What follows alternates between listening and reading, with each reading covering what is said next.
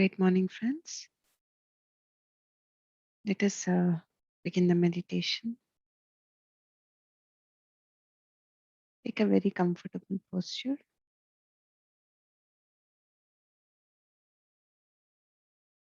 by crossing our hands, crossing our legs, and closing our eyes.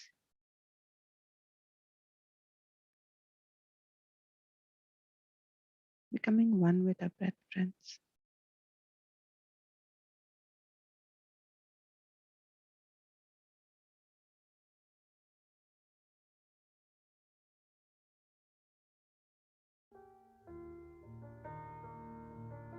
Our natural breath.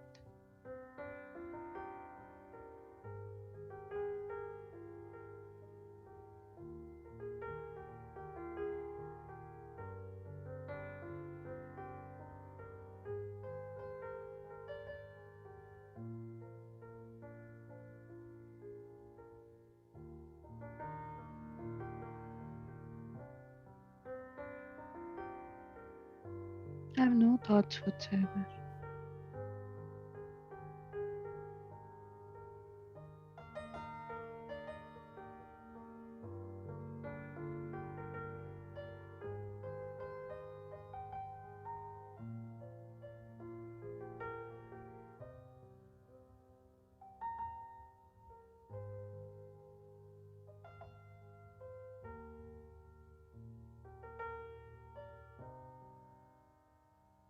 Just relax your body and calm your mind and connect to your breath.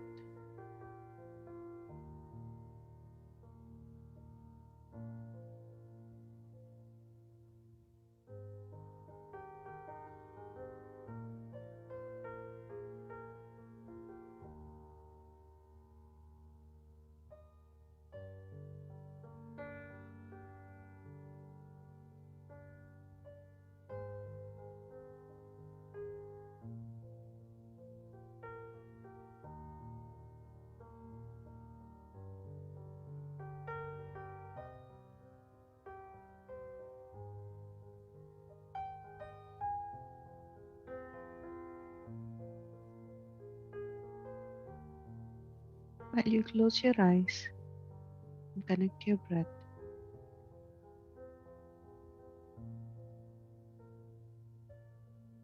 just experience and feel that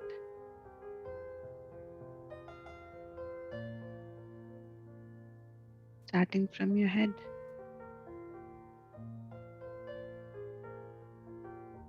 to your little toe,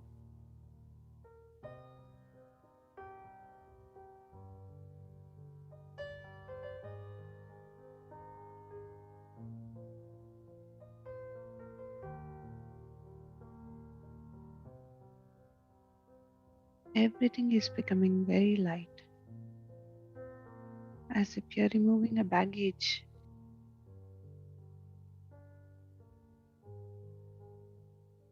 So just drop yourself,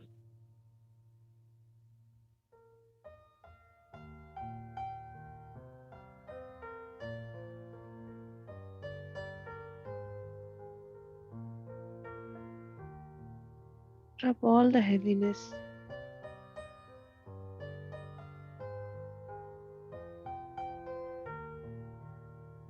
and raise to the lightness.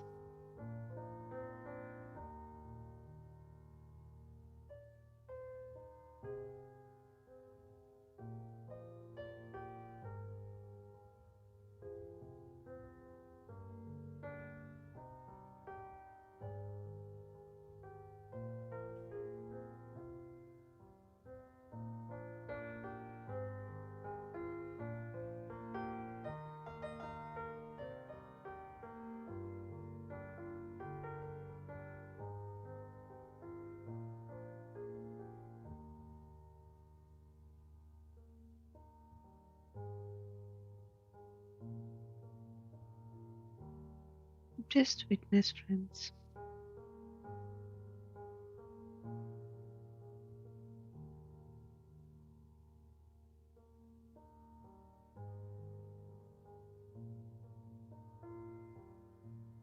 Witness everything that is happening to you right now, at this very moment. Just witness.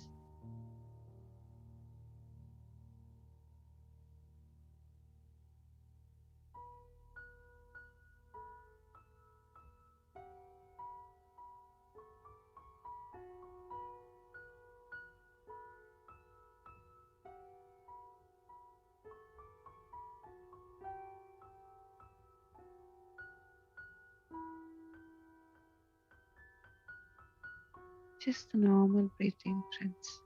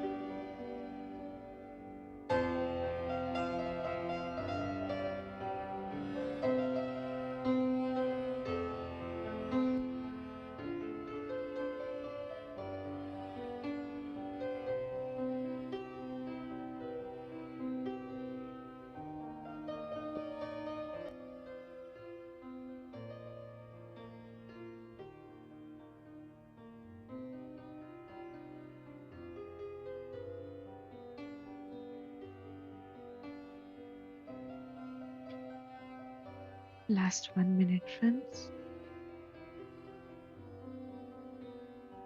Bring back your awareness to your physical body and to your surroundings.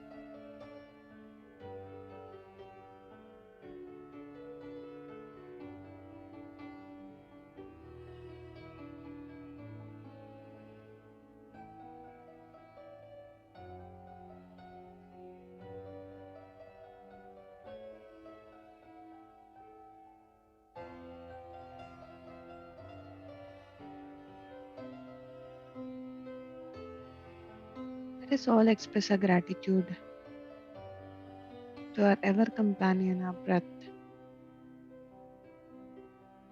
and to our wonderful vehicles, our bodies, and to the beautiful tool, our mind. Let us be grateful also to everyone that we have met in this life and every situation that we have crossed in this life. Let us be grateful for the entire universe, friends.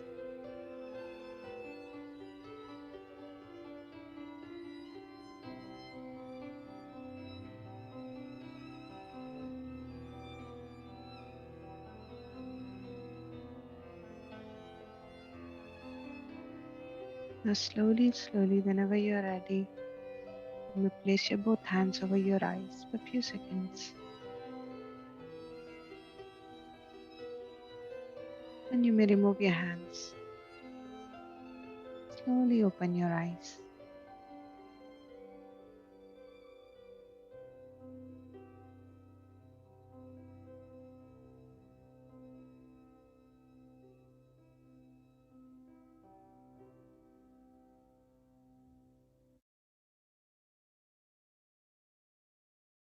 Welcome back, friends. I hope you all had a peaceful meditation.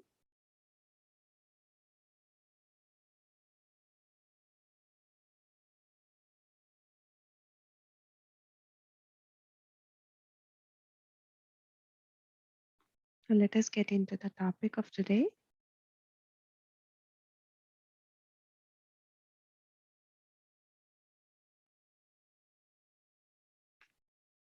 The topic of today is by Brad Steiger. It's One with the Light.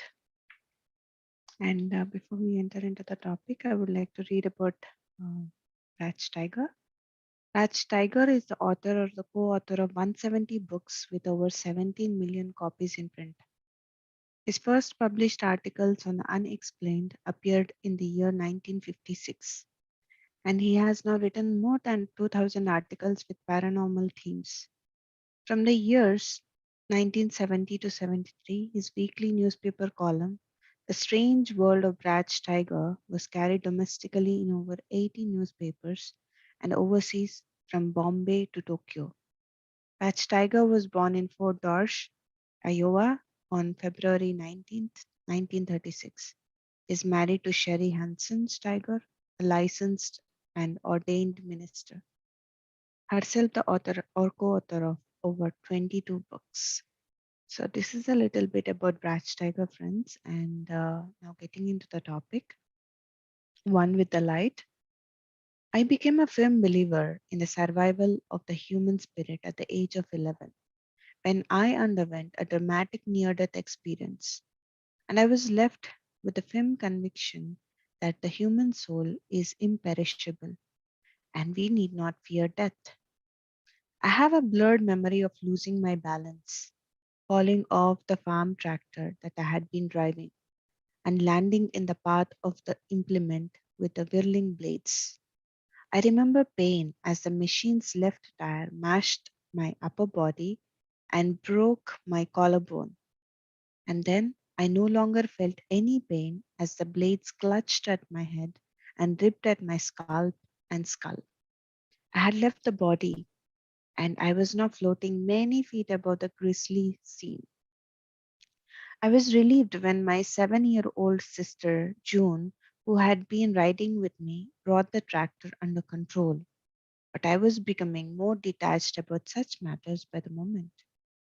I had a sense of identification with the mangled Iowa farm boy that I saw lying bleeding beneath me on the hay stubble below.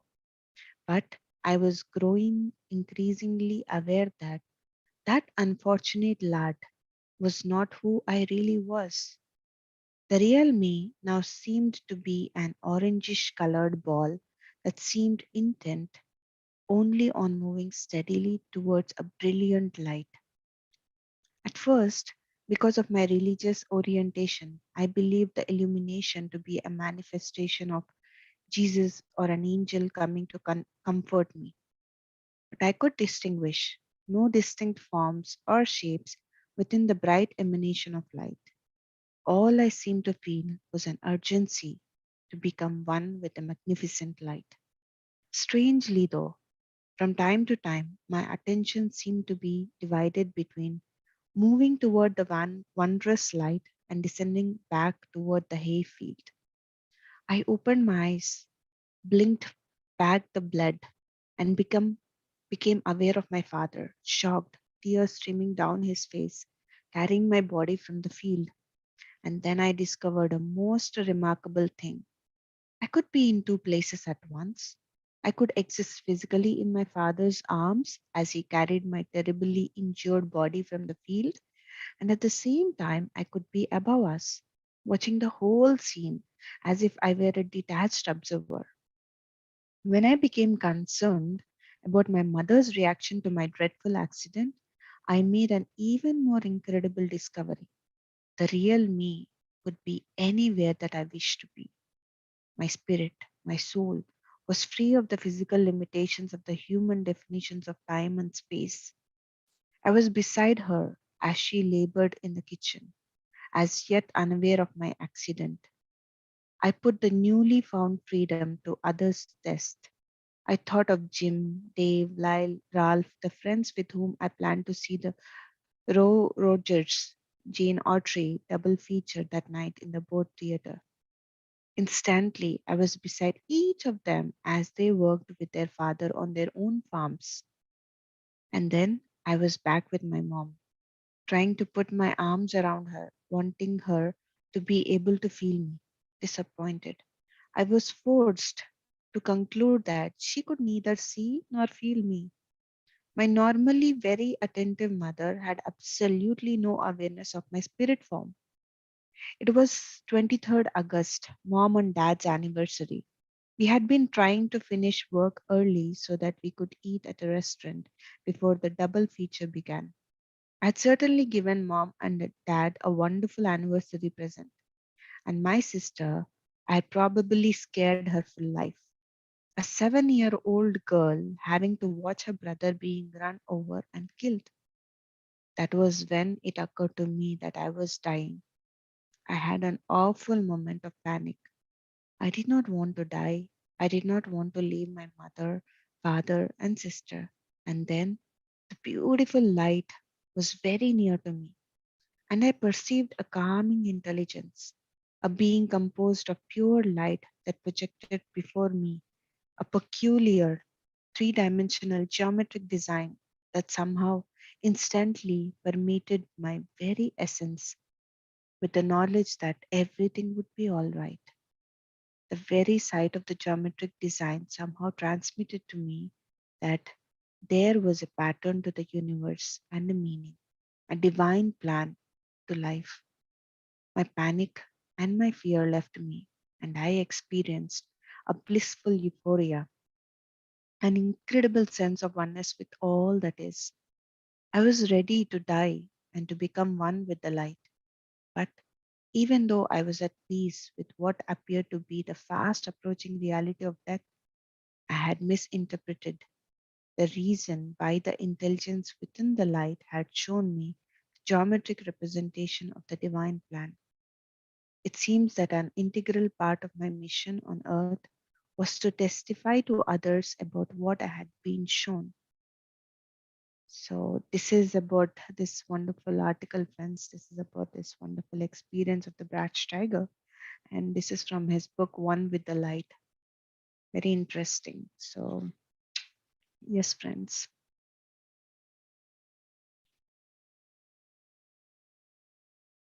And this is what happens, right? How much aware we are, like when one passes over, though they are around us, we don't feel them because we are not into that energy level to experience them. And this is what happened with Brad Steiger's mom, that she couldn't experience or she couldn't feel her son's spirit around her.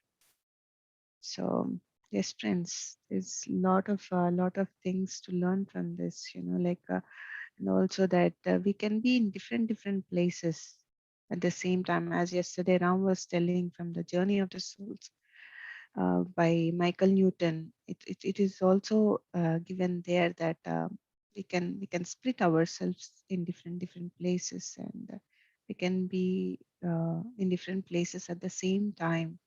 So yes, friends, if somebody wants to share anything, you can go ahead and you can unmute yourself. Yes, Anuj. Yes, thank you. It was a wonderful meditation and the great session. I just have a quick query. Why is it that people who undergo the near-death experience or the people who experience the death in the near family, Mhm. they are usually the ones who get enlightened by this? And I hope I'm trying to, not trying to be cynical, but just trying to understand that why is it only with them, right? So ideally, this knowledge should be there, right, with everyone. But why is it that only that people usually who have near death experience, they are the ones who get enlightened usually with this information, and they start seeing angels, and then they start seeing white lights and orbs. It's nothing like near death experience, Anupji. It happens with everybody. Even the ones who meditate, even for Buddha or for Jesus and all these people, they didn't had any near death experiences, right? So we never heard about that.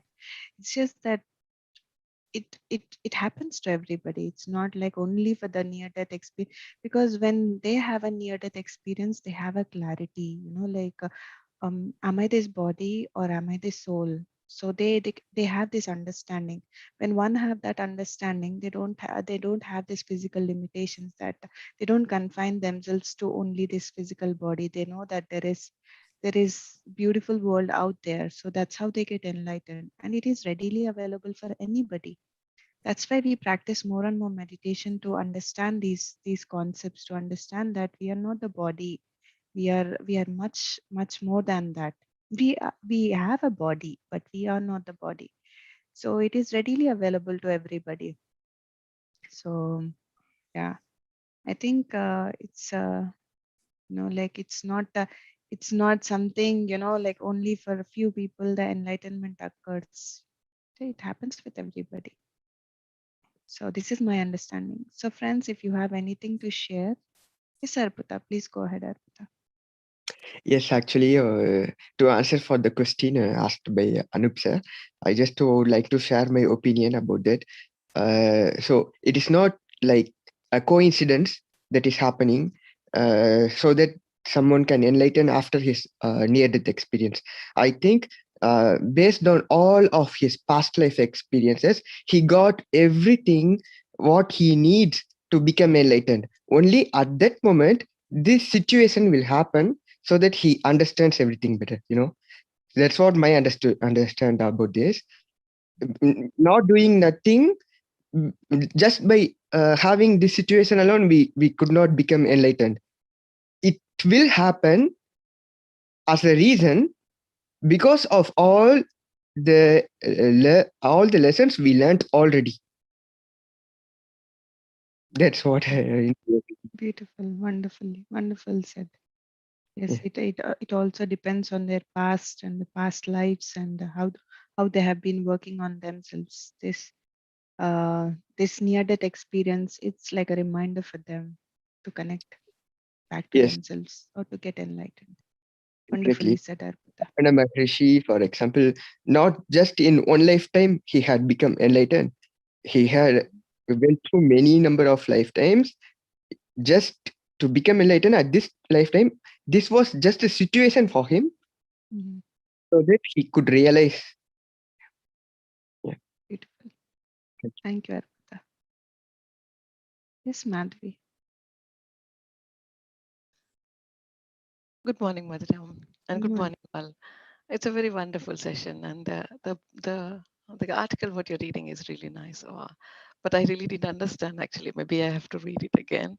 Some parts I really didn't understand. Uh, Maybe it is a little tough to go through what it is being written or said, but it is true. Really, I just felt it while closing my eyes and when reading the article, like when you're reading this article, and then I understood what the author wants to really say it. And I would like to give my experience. I don't know whether this is related to our topic or not, but how I enlightened myself, or it was not too near to the death, but I had queen pigeons. You know the queen Mhm, pigeons? They are mhm, like a white color, mhm, and they have so they're very very beautiful, and they sell it with very costly actually in Hyderabad. So we happened to take a pair of the pigeons. But what we have observed is they laid 2 eggs every time, but there were no babies. So we were so upset. Like we were kids, and like it was 11 years or 10 years old.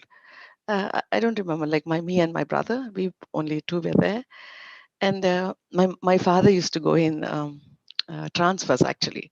So only we both used to live together, and with my grandparents. So my mom and my father both they used to go in all transfers.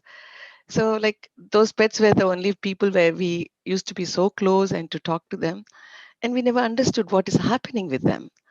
So what we did is we both, me and my brother, I think my brother also got enlightened. We used to talk to them saying that, why, what's happening with you both? Why are you not you're laying the eggs, but why, where are the babies? Because we were so excited to see those babies. mhm. And then it suddenly one day it happened that the two eggs got hatched, and they were two Baby young sheep. pigeons really. And that day we both have enlightened.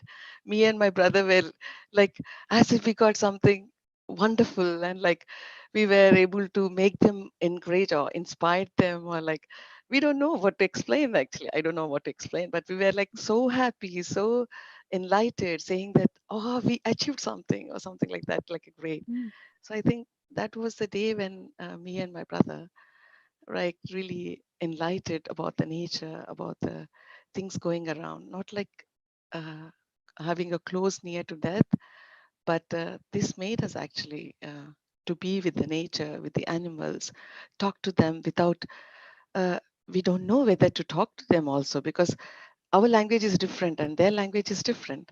But after that we felt that they listen to us, or like they want to make us happy maybe. So this is a kind of a bond and kind of a thing, and this is a really beautiful, and this is what I feel, how we both got enlightened. And thank you very, for the session. Yeah, thank you. very nice, Madhvi. Beautiful experience of knowing. Thank you for sharing. Yes. Yes, friends. Anybody else?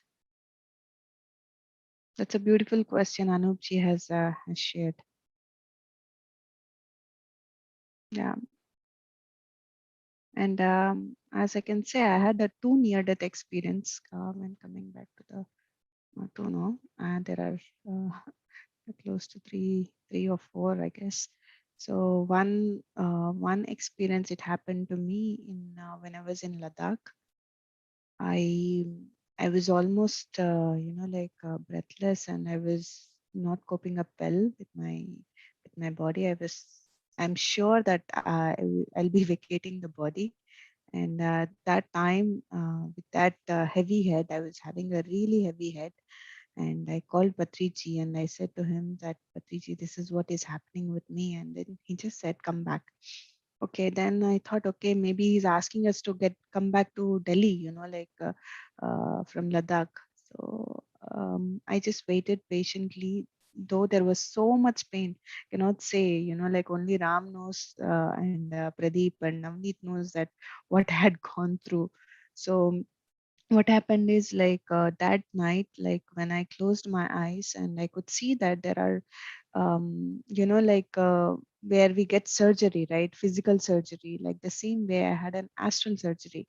that I had seen, I had separated myself from my physical body, and I see six of the, you know, like the tall beings with white robes. They are operating me, you know, like on my head. I could see it very, very clearly. And afterwards, and there is a new life had come to me. It happened in 2016, and it's like I took a new birth. And from that moment, the next day morning, it felt like as if nothing had happened. You know, the few days of pain which I was going through, that I was sure that I'm going to vacate my body, had completely, you know, like transformed into a new life. That I started going around, I started running, and I started, you know, like in that regions, you know, like your breath becomes short. You know, you need so much of oxygen over there. So that time also I was really all over the place. I was running and I was just happy, and a huge shift had happened that moment, you know, in that night. So that was a very, very great experience. That's the first time for me to see with my physical eyes that I am separating my from my physical body, and I realized that I'm not the body, and I'm the soul, and I'm witnessing everything. My soul is witnessing everything. That is one experience that is very, very profound in my life. And the other experience that I had was in 2019 when we went to Tanzania. You know, like that's where I've put again into a test, and I've been to Tanzania, and we went to a safari.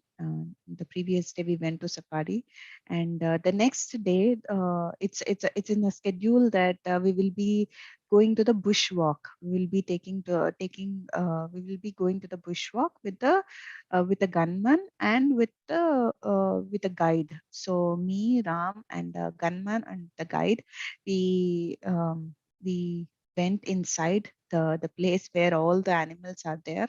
We were just he was the guide was explaining and everything, you know, like this is this tree, and this is what you know, like these animals are, you know, like he was explaining all these things.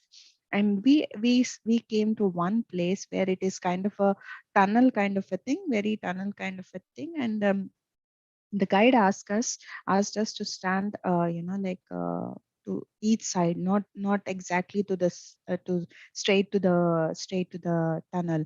And he explained that in the mornings the wild boar stays inside, you know, like and in the night the hyenas stay inside, you know, like they share the same home.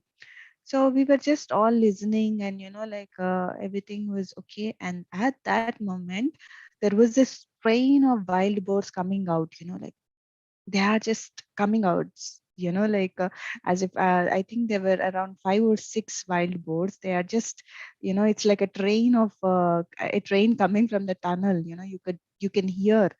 And then, you know, like they just came right in front of my my face like this. You know, it's just here.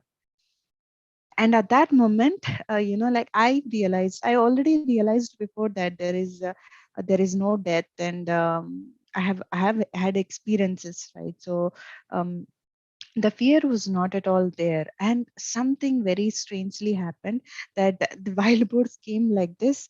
Usually it would have attacked. They have a very sharp you know, like teeth, and they would have killed. And something had blocked, and the wild boars had shifted their direction. They just came this close and they just shifted their direction. And that was the moment. And everybody, you know, like the guide and the gunman, they really got panic, you know, like. And they thought the gunman was ready to shoot. I said, no, don't do it, you know, like and then I realized the strength, one when one experiences that there is no death. What happens if I vacate my body? Nothing happens. If it is my time to vacate, I will vacate. But accepting the death gracefully, but without any fear, is what I have experienced in that time. And this day also, you know, like there's nothing that really fears me in concerning with the death. And if there is no fear of death, then there is no fear of anything. So this is what I wanted to share, and it's very, very beautiful experience, and I cannot explain in words what happened that day as well. Yeah. So yes, friends, if anybody wants to share, please go ahead.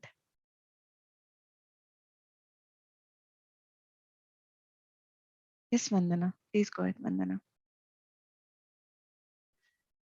Good morning, everyone. Morning. I was just thinking on Anoopji's question. He had a similar kind of a question yesterday and kind of same today, that if we meticulously plan our lives, then why the planning, goes haywire, and why is not everybody enlightened? So, what as per my understanding, see, meditation, say, suppose we talk of meditation. When we sit in meditation, we sit in awareness. So when we are aware, all those past life, as Arpit also said, they come in front of our eyes. Not the past lives, we don't remember past lives, but say the incidents of this life also, when they come, we kind of relate. But now the way we perceive those incidents, they change. The point of view from which we are watching those incidents, they change. So when it comes to our consciousness, we now have a choice whether to keep holding on to it the way we are holding, or just to let them be and think and act in a different manner now.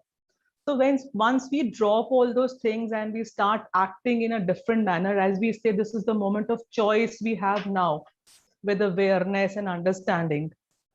So we become to change. Now we do not react, we respond. The tit for tat thing goes away, and slowly and gradually, we kind of start moving ahead in this path of life.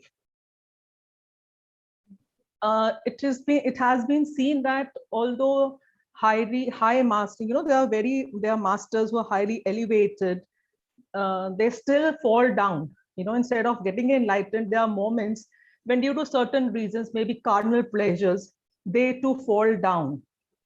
So it is a choice that we have to make. We have to observe. We have to be in awareness.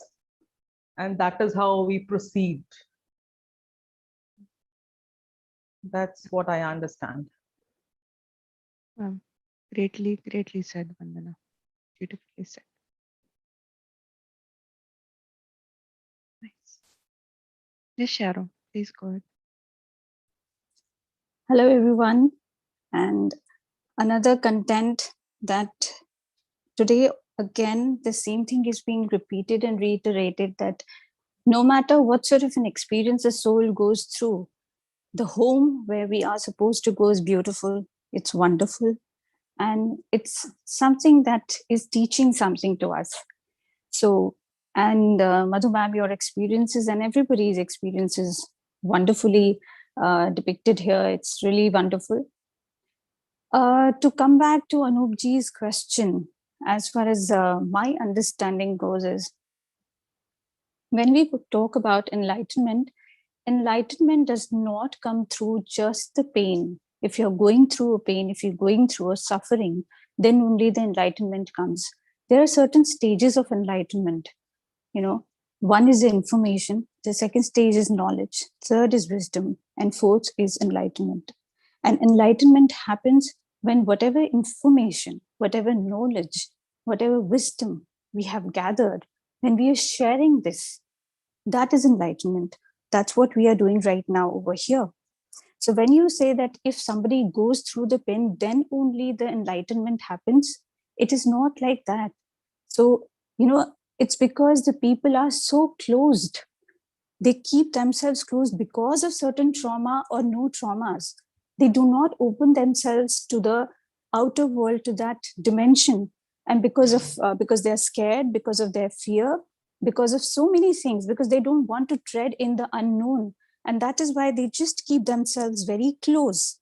And that is the reason why they are not able to open up to that dimension. They are not able to open up to that wisdom and the knowledge that the other world has to give to them. For example, if you talk to me, so I will not say that my journey started in 2019 when my dad passed away and he showed me that world, but it started long back when I started actually connecting with the angels. And it was at that time I was not going through anything.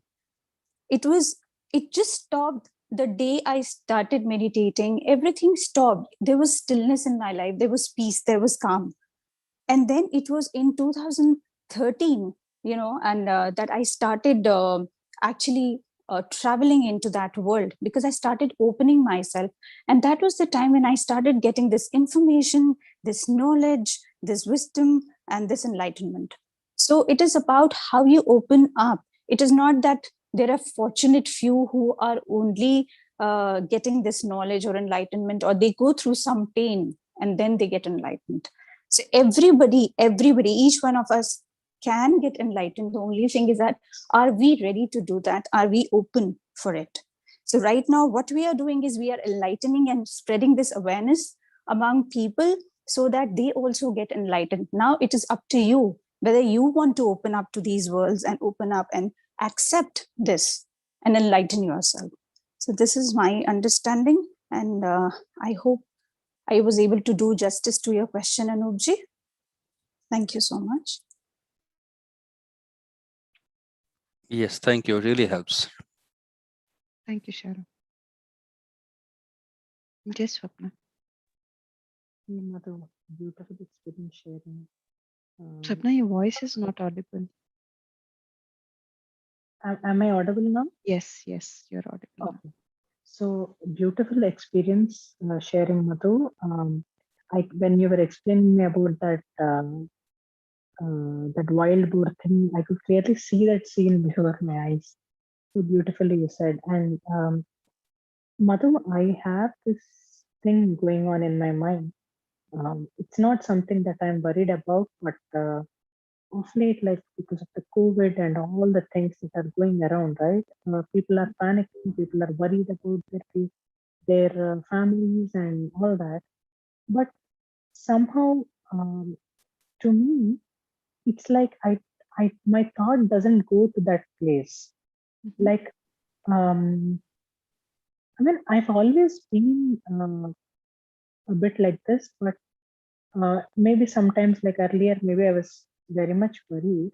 But after coming into meditation, especially, I've seen that significant change. Like normally, the people say that I'm brave and I try to take things better, but I also panic at times. Mhm. But in the current situation, every other person I talk to, they're worried about what is going on, what could happen. And I'm hearing about people, parents, and we are here and they are there. We can't even go there, right? But that worry is not coming into me. I mean, I feel everything is okay, everything will be fine. But is it like I'm trying to understand? Is it like, am I trying to avoid thinking about it? Or is it like I am in that state, right? Wherein Mhm. I'm accepting whatever is happening around. So even meditators too, I'm hearing when they say that things are not very great there, and we never know they are there and we are here. So I'm just trying to understand Mm. what is. I mean, is it normal to think this way? Yes, Swapna. It is very, very normal. It is very normal what you're going through. This is normal. Like people who are worrying, that is not normal. Like this is normal because like it's all the illusion that we are living in, and there is no death, and we are experiencing it. We know that there is no death. They are wherever they are going. The one who is passing over, they are going to the other worlds, which is a beautiful place. So we have that deep rooted in us, so that's why we don't worry. We do. If we hear news also, nothing panics us. It's not that we are avoiding. No, we are not escaping from the situation. We have understood the situation. So there is nothing nothing wrong in what you're experiencing. That is very right what you're experiencing. Okay. And me and Ram, we are the same, you know. We feel the same, where everybody shares a lot of fear, and I mean, like, they're experiencing. Though there are masters, though they are pyramid masters, it's the phase that they are going through, and they will learn. And we are all learning. And yes, so we have just dropped the fear of death. That's what made it beautiful to see from a different perspective the Yeah, life. and like me and my brother both are here, and my parents are alone there. So I mean, I feel like everyone says just the parents are there, and when we are not even there to take care of them. But I feel some kind of thing that everything is going to be fine. So if you are worrying and sending out those situations, what is the point? Instead, why can't we just talk to them? Whenever I talk to them, I don't talk about these things. I don't tell them, be careful, don't do this, don't do that. I don't tell them that. I just tell them that everything will be fine. Just do your water affirmations and try to do those regular exercises or whatever you're doing, Yeah. and everything is going to be fine. I don't have this kind of over cautious or cautious kind of a thing. I'm not saying people who have that are not correct, but I am trying to understand, like, is it something in me that is avoiding me to think that way, or is it totally my pure understanding? The reason why I'm discussing this today, Madhu, is sometimes when we introspect, right, we don't get those answers. So I'm only trying to share here to hear the perspective. Yeah. But even now, if I check in my heart, I don't have even 1% panic or tension. What if something happens to them? I don't have that feeling in me. So And you got as you said that wisdom about if their time comes, they will have to go, anyone, yes, yes. including me. So that is what is a thought that goes in my mind. What can we do sitting here, right? Like, just thinking how they will be. Some people do not have the oxygen, some people do not have this. While I pray that things should get better every day for the world, but definitely I'm not in that panic mode. That's very good, Swapna. You have the answer with you, right?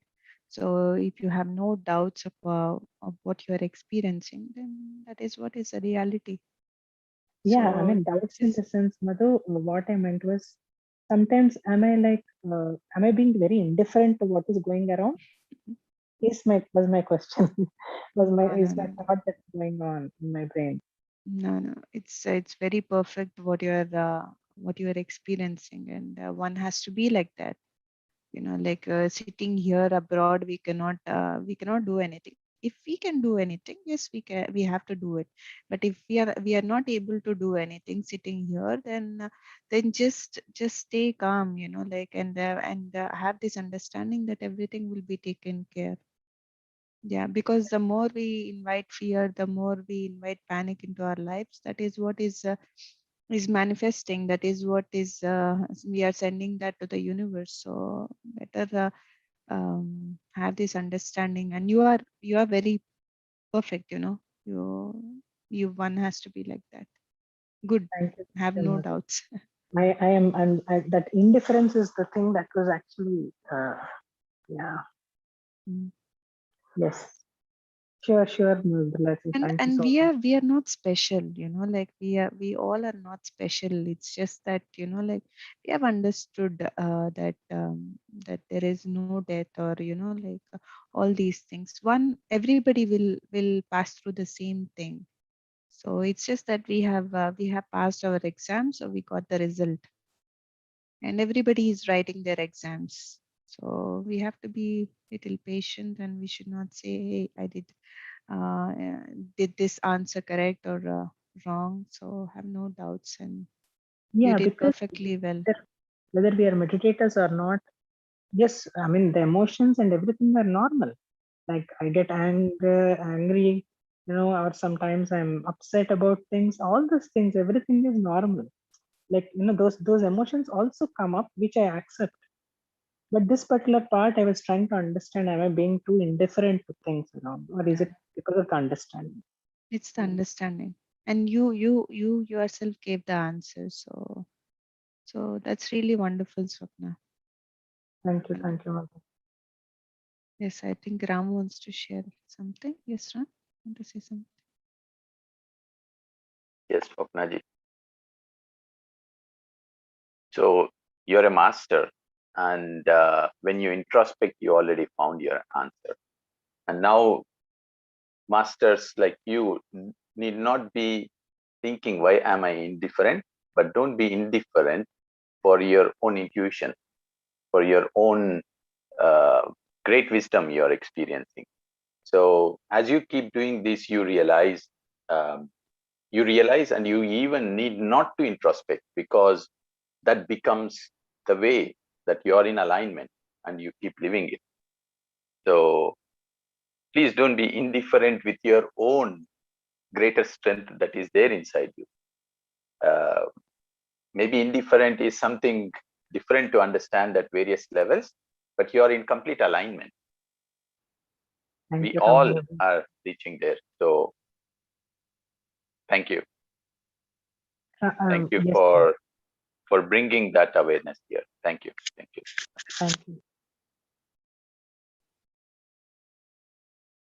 thank you. Thank you, Swapna. And friends, I recommend everybody to read yesterday's Patri sir's message. It's a 4 pages message, and it's very, very beautiful. It's a dance of attunement, that alignment with the universal mind. It's from the book called Mind to Matter. And please go through that article.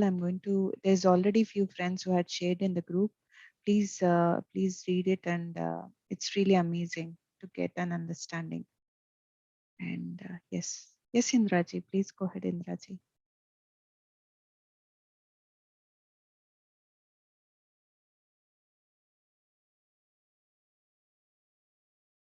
Indraji, are you here? All right, okay. Get back to him later. Yes, Punita, please go ahead, Punita. Yeah, hi. Good morning, Madhu. Good morning, everybody. Thank you, Sapnaji, for this query. Actually, even I had the same thought in my mind. Last year, when this crisis had started, like my son is in Germany, he's in Magdeburg. So he had just gone there a few months before the crisis started. And in his whole, like from the birth till that time, that was the first time he was away from me. But somewhere, even though the crisis had the situation there was very bad initially, but somehow I don't know, in my mind I was very calm. I was very sure, like nothing's going to happen. Sorry.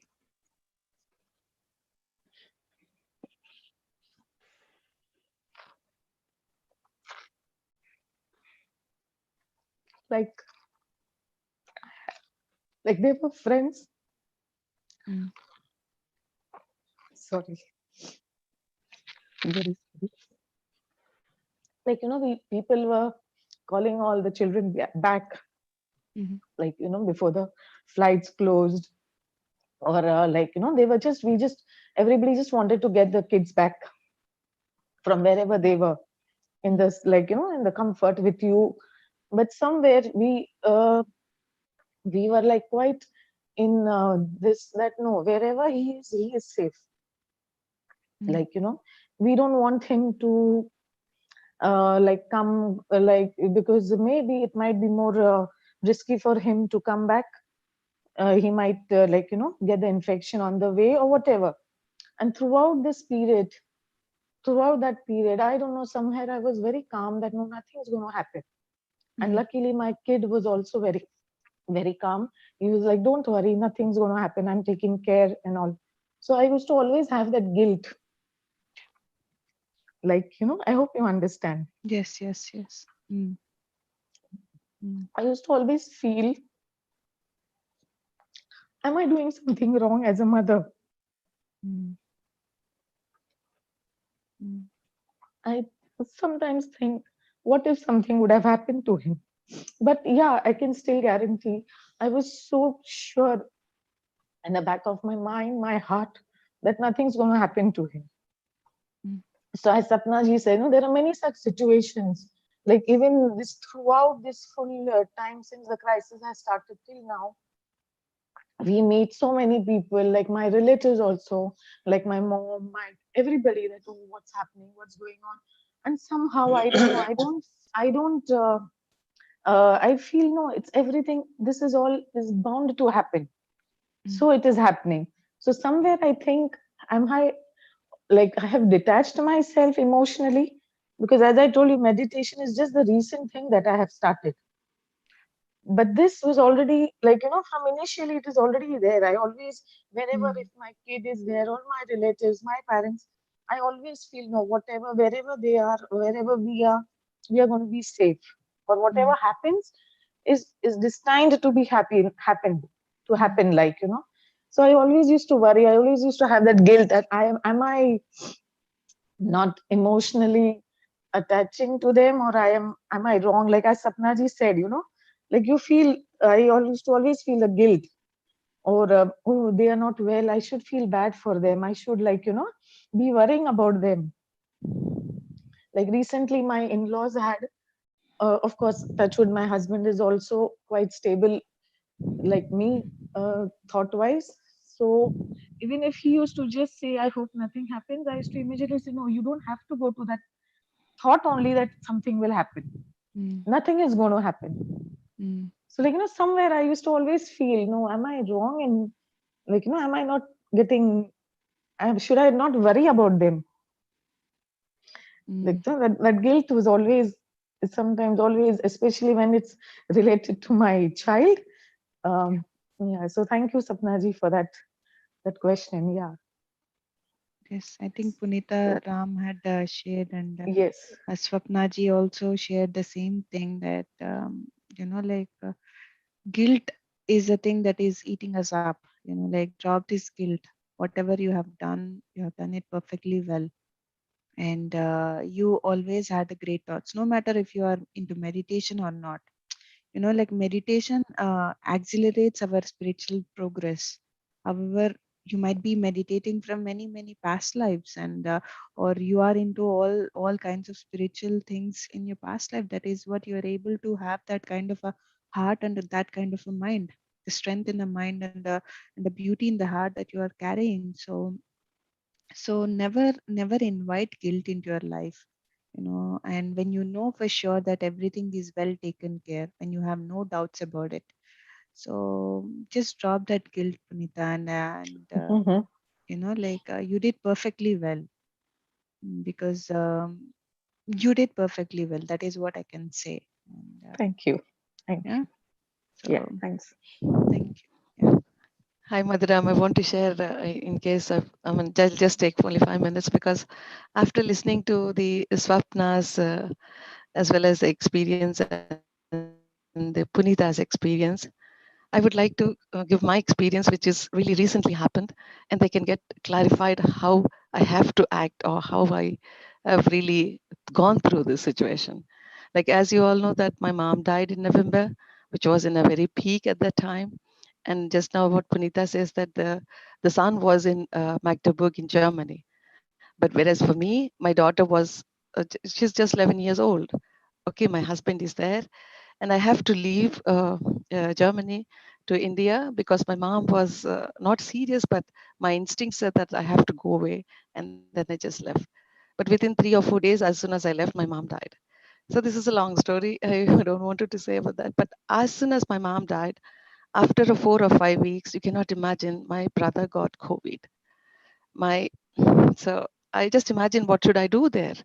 And this side, everybody, all my relatives, all my friends were saying, come back to Germany, because you have your daughter.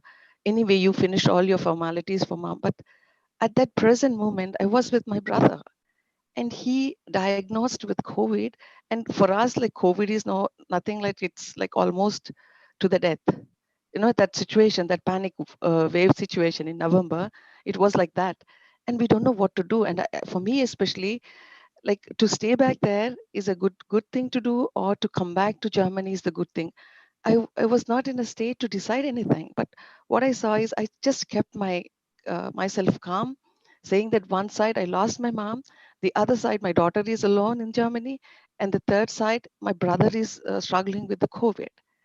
And what should I do? But I had my spiritual guide, I would say, that to make myself calm and stay, be strong, and be to my brother first, because I stayed here already. I'm here in India. So I was with him for the whole month. He did not go to the hospital. We did it like quarantine completely, and we gave all the nourishment. We gave everything, like me and my other brother, and we could not go anywhere. All the relatives were inviting us because my mom died. It's their formalities to bring, but we did not communicate to anyone saying that we have a COVID patient, and we allowed, please do not come, because we wanted a very calm time. Please don't visit us, or we don't visit them. And this way we came throughout. And at that time it was so pain and grief, and like Punita, madam, just now you said that your son was that you did a very strong, like you are a very strong woman actually. Just imagine if your son is so elder that he is living here, but imagine I am so young. I left my daughter in 11 years. So am I? It's not that I'm indifferent, or I'm not emotional to my daughter, because she's just Yeah. 11 years old. So we Yes. are so strong that we are very beautiful in our own way, really. How Madhuram says that we are really, really beautiful, even if we are indifferent, even if we are fat and ugly, whatever it is, but we are so beautiful. We hold a Yeah. very beautiful souls. This is what I Yes, wanted and to Madhviji, please, no Punita, Madam Punita. Yeah, but as you said, even though we are indifferent, but like we are staying in a society, like surrounded, of course, the people are caring, they're worried, so sometimes listening to everybody else talking, oh, like that is happening, they're all coming back, these kids are coming back, so like you're always in that dilemma, even though you don't know, everyone is just talking about that, so that makes you wonder whether like, are you on the right track, like at times. So yeah. Thanks. No, you have to trust yourself on that situation. Just imagine my situation. Like I lost Right. my mom. Yeah, my daughter is 11 years old, and she's just living alone with my husband here in Germany. In Germany, it was the whole Europe was very worst at that moment, and then my Yeah. brother with the COVID, and Yeah. Yeah, actually they were my imagining kid that all had the just, family, even I yeah. would get the COVID. So Right. No, my son was quite young. Like he had just passed his 12th and he had gone for his further studies. Like, and that was just the time in 3-4 months this situation had started when he was there. So Wonderful to hear Punita and Madhvi, great experiences, and it again shows the strength, Madhvi, that you two carry, and the responsibility and putting the priorities. So that's very well done, and thanks for sharing, and thanks for inspiring. We are all strong. We are all beautiful in the yes, hearts. Thank you so really, much. really strong we are, and very thankful to the platform that everybody can share their experiences and they learn. And I Yes. learn every day so much. Yeah. Thank you so much. Thank you so much, Madhvi. Yes, Indraji, you want to share? Uh, yes. Uh, my thinking is that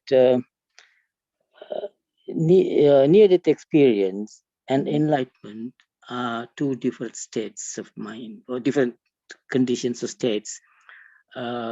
Both are happen at when you're at a very high level, and near-death experience is an experience, and enlightenment is awareness, complete awareness or near complete awareness. You got to be very mature souls, and as Atpura said, near-death experience happens to mature souls from their past experiences in their past lives and in this life. And enlightenment happens when you keep meditating and reach a very high level of meditation, or you are so much evolved that you're born as a prodigy. That's when enlightenment happens. Both are wonderful things to happen, but I think they are two different different states or conditions. There's a lot to learn from both. Yes. Yes. So wonderful, wonderful, again, explanation, Indraji. Enlightenment is, it happens when we are more in awareness, and near-death experiences happens to the masters, or to the ones who are already working from their past lives or the past. So yes, great explanations both. Thank you so much, Indraji. Thank you. Yes, Mridulaji. Yeah, good morning. I just woke up and hearing all these things. I just wanted to share. So I have a lot of friends in India now that are physicians, and they're in the midst of this thing, taking care of, the great challenges that are happening for them. One of my very close friends left his, body. I think I shared with you. Was liberated from body, and we're all doctors, so I don't think we should have this feeling of, I can't say we shouldn't, but I think it's normal to feel the guilt, the indifference, the detachment, because we don't know what to do from here, but we can do something.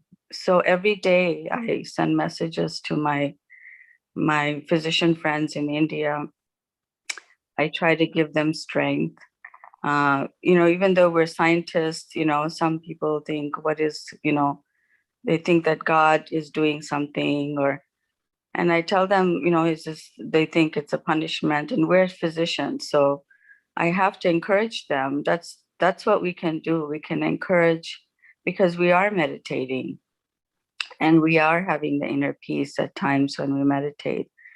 So what can we do? What can we do is I can every day send them messages of comfort. And I do that. I send them, inspirational messages. I have a friend that's in charge of the entire COVID unit in Hyderabad, the main hospital. He's my friend. So I can feel helpless, or I can send him messages daily saying that, yes, you have the strength. My father is Hindu. When I was always fearful, he said, pray to Hanuman. But through meditation, I'm telling my friends from medical school, we have Hanuman in all of us. We have that strength in all of us. Through meditation, we have that strength. And the blessing is we're not alone. We're together with this group. I'm together with them. When we meditate, when we encourage, we give our strength to them to go on to that next minute. Even when I was in the hospital during my residency, there's so much going on at one time. 4 people are having chest pain at one time. Who do you go to?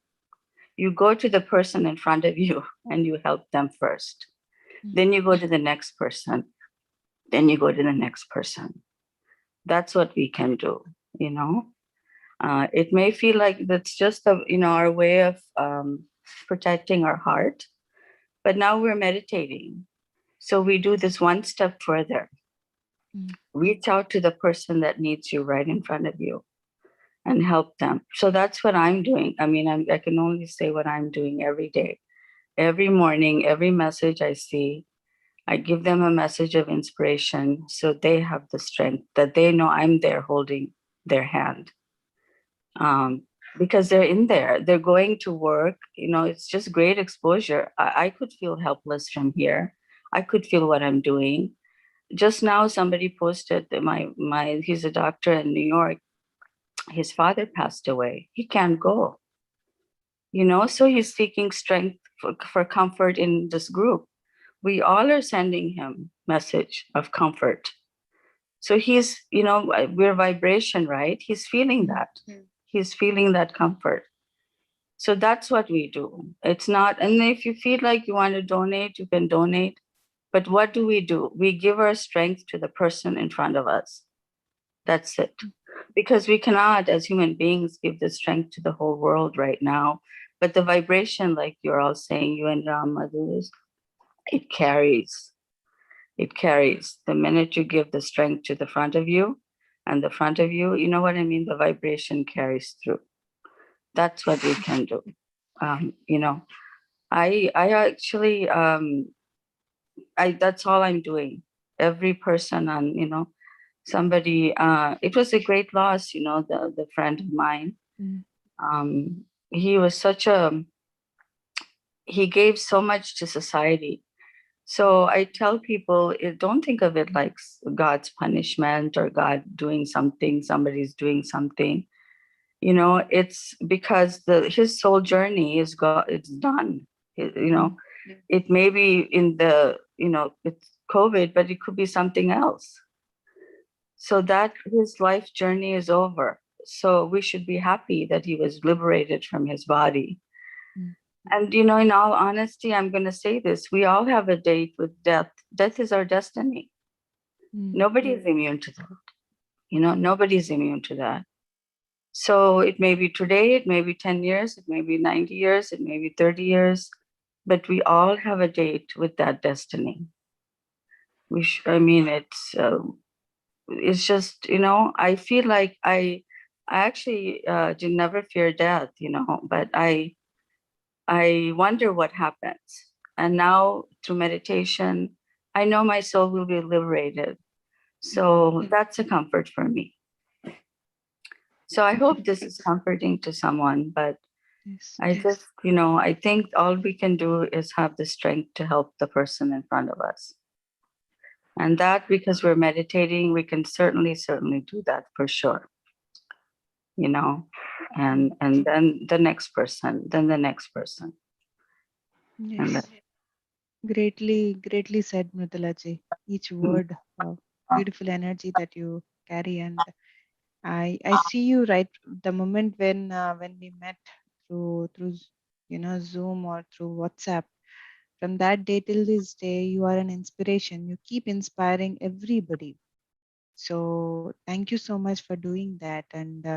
And yes, what you said, this is about we all have Hanuman inside us, right? So this is what Patriji says, that Hanuman is nothing but Vayuputra. Vayuputra means Vayu means air. Putra means the son of the air. You know, the air which is going in, the breath which we are taking. When we win over our breath, then we become Hanuman. That means the more we meditate, the more we experience Hanuman, the more strength we have, the more we can give strength to others. So thanks for sharing this, Mridulaji. And yes, for sure, we will meditate in any way possible. We will donate. We will donate our we will donate the money we have, and we will donate we will share the beautiful messages. We will inspire them, and in that way, we all can raise the vibration. Anyhow, some or the other day, as you said, we have a date with the death. Everybody have it. So death is inevitable. So instead of fearing death or fearing somebody dying, instead we can have this grace, you know, like we can accept it and know that they are going to the wonderful place and they will rest there. So yes, Mridulaji, thank you so much for that. Thank you, Madhu. Yes, Sharo. Hi, I just wanted to add upon what Mridula ji said right now. And thank you, Mridula ji. Your energy in the group and everywhere, they're really, really very beautiful. Through your quotes, through your vibrations, through your energies that you send. So it is about Punita and what Sapna said. So Punita, Swapna, actually, I also had this brush with, you can say, the death when I actually saw my son experiencing that recently. Okay, so whatever you went through, it is actually a natural response to the fear that we go through, which I also went through at that time when I saw my son on a deathbed, when I saw that he might leave his body. He might wake it. So I was so scared of losing him. So I was in a, you can say I was in a emotional trauma. I had blocked myself completely. I could not do anything but to cry. But all of a sudden, the angels took, I took myself, I gathered myself again. And I said, no, this is not what I'm supposed to do. This is not something that I'm supposed to do. Because of that awareness that I had, because of these books that I read, or because of the Sajjan Sangatya, or because of the guidance of the angels, because of what you talk about, enlightenment or the awareness, I was able to gather myself, and I had the courage to tell the angels that if you want to take him away, it's okay. You let me know. Is he going or is he staying? So the thing is that I always have been reiterating in all my sessions that I take, that it is not about the sessions that we hear or the experiences that we hear. The actual thing is when we start actualizing them and experiencing them and implementing this knowledge that we have gotten through these books or Sajjan Sangatya or from the masters, different masters, and we implement them in our respective lives. So when we read and then we implement, that is how we grow, that is how we evolve. So whatever fear I had at that time, it was dissolved because of whatever I had learned, because I just thought that, why am I not putting that thing in use? What is the use for me to attend these sessions or to take these sessions or to use these, read these books, if I'm not able to implement that, if I'm not being able to put it actually into my life? So that was the time when I gathered myself. So whatever you went through, you or Sapnaji is going through, it's like it's a natural response to the fear that we have. The only thing is that the best thing when we talk about courage is when we gather ourselves up, when we stand up, and when we say that, okay, we are responsible for our own lives, we are responsible for our own actions, and whatever is happening, it is going to happen for the greater good. So that is something that has to be there, that should be there, which I learned recently, how to take care of these situations. So yeah, so I just wanted to add that. So thank you for listening to me. Thank you so much. Thank you. Thank you, Sharu. Thank you so much. Wonderful. Yes, friends. So I think it's a beautiful, another day we had a wonderful sharing session. Yes, Mridulaji, you want to share something? Yeah, just hearing everything just now. I think we have to be gentle with ourselves. We shouldn't be so harsh on ourselves. We should forgive ourselves. We can only do so much. We can only help, like I said, the person in front of us. Yeah, it's true. It is natural for us to all have all those feelings.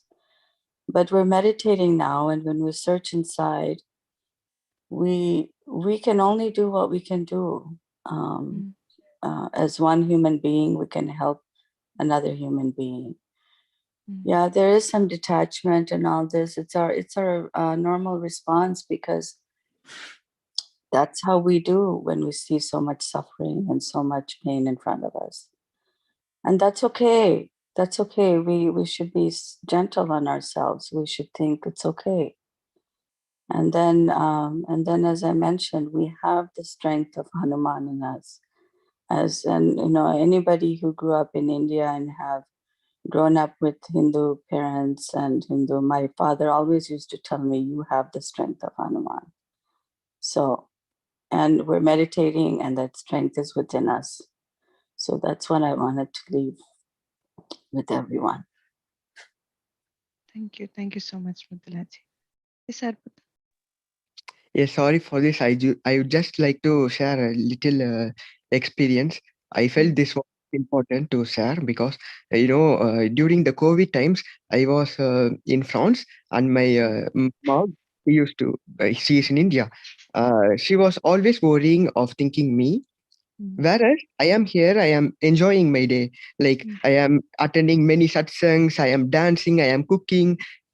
So I just told her, don't worry. Even if you are worry till I get COVID. Afterwards, you can worry, why we have to worry without happening Anything. something, just by thinking of the future. And I think the greatest help that we can do to others is just simply by helping ourselves first. For example, my mom, she was imagine, like, if she would have kept herself happy at the times, I would have been even more happier than what I would have underwent earlier. Like, my mom was worrying for me, I was started worrying for her. No, don't worry, mom, for me, please. You should not be worrying for me. I am happy here. I should not, she's making me to worry by worrying. So if she was happier, then I will be automatically happy. So how we can help others is just by helping ourselves, by keeping ourselves happy, so that the others will come automatically to us to ask what is the secret behind the being happy at the tough times, so that we can at that time we can express our experience. This is what I am doing so that I am happy. You can also do that. If we start to worry, the other people will put some efforts to understand our pain, and they will be not happier to help us. They will worry in order to help us. So i- we have to be happy to help others. Yeah. Thank you. Beautiful, beautifully said, Arpita. I love it. Thank Thank you thank so much. We have to help ourselves in order to help others. Beautiful, beautiful. Thank you so much, and Arpita. because of that, she was continue to worrying. She got changes in her blood pressure level, and now she is a diabetes patient. Before she was not at all diabetes. You know, so now I am started to worrying for her because she got this diabetes. So everything was useless. Yeah. Like it's your mom's, it's the fear that she was going through because you are all alone here. That's mother, however, Yeah, you can help your mother back by sharing what you know and what you're experiencing. In that way, you have helped yourself. Now is the time that you impart this knowledge or the sharings to her. Yeah. exactly. And daily I am started speaking about meditation to her, so that do meditation, mom, so that you will don't worry of thinking the Yes. future. Uh, yes. So now Perfect. I think she started to slowly listening to my words, because my father, he started meditating last 5 months, as I told him. But my mom was stubborn and she didn't want to do it. But slowly she is starting. Yes. Yeah. So That's thank great. Good job, Arpita. you. I'm really happy the way you're working on yourself, and also you're helping your parents. So thank you so much for that. Beautiful. Thank you so much. Yeah. Yes, Vaishali. Hi, Madhu. I just wanted to add a point to Punitaji and I think Swapna talked about, like they feeling indifferent about how like they not worrying about their kids. So from that point of view, actually what they are doing is sending a positive energy towards their kids, because worrying never helps. That has a negative energy. And that is not good thing to send to anyone, rather, like not only kids. So they are doing a great job. They shouldn't actually, they should pat themselves that they are not worrying and sending the positive energy to them. And when right now with the COVID situation, most of the people are just worrying and creating a negative energy, and that's like I think it's not helping in a human psyche. So the more people will, if they start sending a positive energy, that will help in a better way, rather than Easy. just worrying and creating. Worry has a very, very negative energy, whether it's for our kids, our loved ones, or for the whole world. That's all I wanted to say.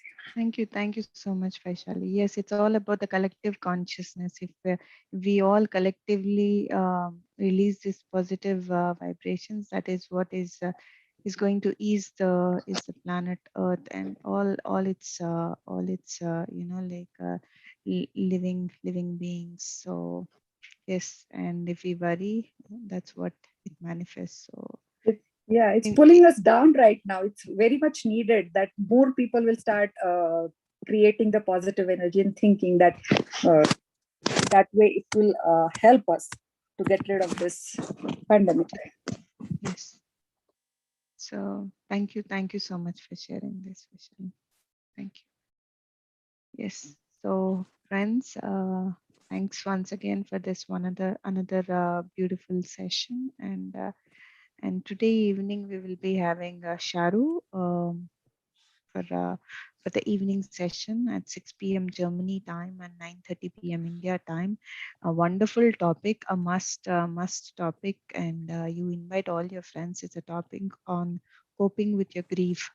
So Sharu will be speaking about this topic and she will be guiding us into a meditation. Please do not miss it and inform your family and friends to join this session. And yes, friends, that's for today evening. And for tomorrow, we will be tomorrow morning, we will be having this wonderful topic, You Live Life After Life by Ramta.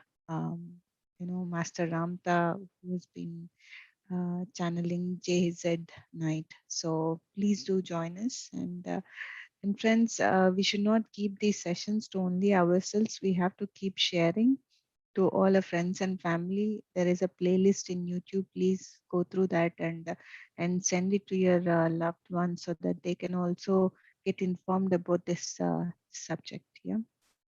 So thank you so much, friends, and we will all see each other in the evening. Till then, namaste. Have a lovely day, and bye-bye. Thank you so much, everyone. Have a beautiful day ahead. Thank you so much. Thank you.